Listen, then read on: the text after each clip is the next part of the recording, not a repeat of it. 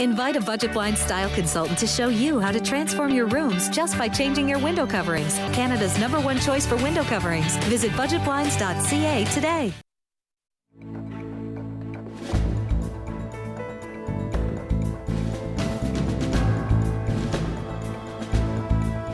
And welcome back. When most of us head out to the lake, it's a time for sitting back and relaxing on the water. But for one local athlete, she is tearing up the lake. Water skiing for Caitlin Sauzel-Borzell isn't just a passion, it's a way of life. We caught up with her as she gets ready for the national competition.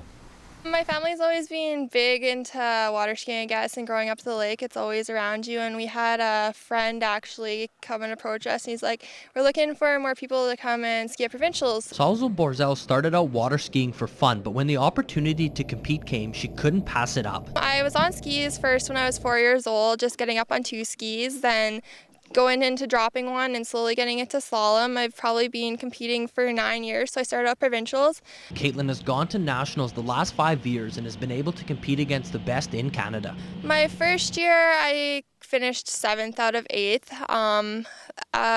Last year, I actually finished 4th out of 6th, so I'm slowly improving. Being from this area, winter is so long and it doesn't allow Sauzel-Borzell a lot of time to train, so she has to start as soon as possible. Like this year, I was out the weekend before May Long, 2 days after the ice was off, and train hard all year, all summer long, I guess. I do other sports in the winter that help me stay in shape for it, as well as going to the gym to keep my muscle. And I do downhill ski as well, which helps with your technique and your body. To qualify for provincials, westerns, and nationals, there's a couple requirements you have to meet.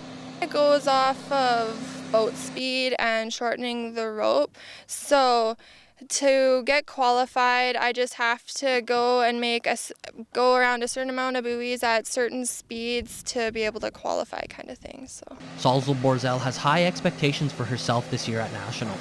I just want to get a new tournament PB, and I want to try and place in the top 3.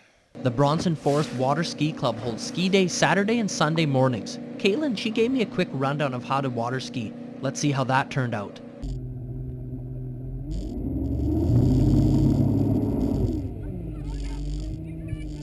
Well, looks like I'm going to have to go back for some more lessons.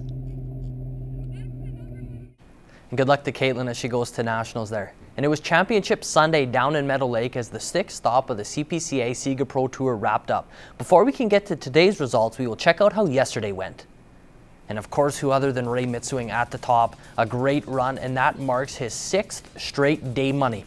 The number 2 man in the standings was also the 2nd fastest time, as Chris Molly had a great night with both of his outfits. Wayne Knight had the 3rd fastest time of the night. Molly's non-point outfit there is sitting in 3rd, and Dave Galloway rounds out the top 5.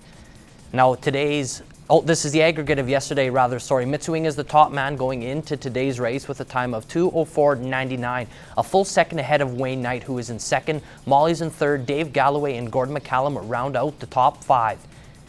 And then today, Ray Mitswing again gets his 7th straight day money. This guy is on fire. I have no words for how this guy is doing so well. Wayne Knight, he continued his great weekend with another top 5 finish. BJ Carey is able to crack the top 5 with a great run. Chance Bensmiller is in the top 5 again with a 4th place finish. And hometown driver Gordon McCallum puts on a good show for the fans with his 5th day there on the finish. And now we're going to move into the aggregate, and Ray Mitswing, he gets the hat trick of winning 3 shows in a row with a time of 3:07.39, a full second over second place Wayne Knight. McCallum has his best show of the year, finishing in 3rd. Chance Bensmiller had a great day. He raced a good 3 days there, finished in 4th, and Jamie Labicane finished in 5th. And it was also Championship Sunday, but this time for baseball down in Melville and Moose Jaw, as the Northwest Prairie Pirates were looking to bring home some gold. In Game 1, the AAAs were able to storm back from a 6-3 deficit early in the game to defeat the Diamondbacks in the semifinals 7-6 and advance to the finals against the Saskatoon Giants. However, the Giants, they came out to play early, scoring a 5-0 lead, and the Pirates just couldn't come back from that one. They dropped this one 5-3. Head coach Dave Keck is proud of his team's season. We were just a little flatter than they were. Both teams were on their 6th game, and both teams are a little tired, and we just we couldn't get the hits when we needed them, and that that, really what it came down to. Our pitcher threw a heck of a game, as did theirs, and they just ended up getting a few more hits than we did. The Double A's were also in action this afternoon. However, they would need a longer road if they were going to make it to the finals. They started off this morning in a tiebreaker against the Regina Pacers and were able to defeat the Pacers. Moving on now to the semifinal, they had to face the Weyburn Beavers. But the Beavers, they came to play, and the Pirates just couldn't get the effort in enough to beat the Beavers as they put up runs early and often in this one and advanced to the provincial final.